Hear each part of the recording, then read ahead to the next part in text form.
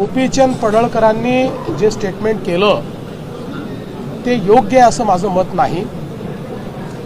कोणाच्याही वडिलांबद्दल किंवा परिवाराबद्दल स्टेटमेंट करणं हे योग्य नाही आहे। या संदर्भात गोपीचंद पडळकर यांच्याशी मी बोललेलो आहे, त्यांनाही मी सांगितलेलं आहे आणि मला शरद पवारांचा फोन आला होता, तेही या संदर्भात माझ्याशी बोलले। मी त्यांनाही सांगितलं की अशा प्रकारचं जे स्टेटमेंट आहे त्याचं आम्ही कधीच समर्थन करणार नाही।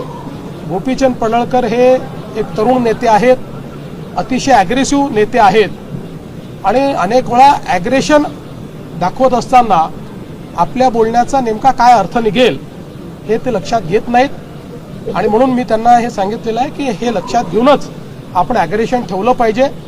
तुम्हाला भविष्यात चांगला नेता म्हणून मोठी संधी आहे, त्याच्यामुळे तुम्ही आपण बोलत असताना त्याचे काय अर्थ निघतील अशा प्रकारचा विचार केला पाहिजे, हा सल्ला मी त्यांना दिला आहे।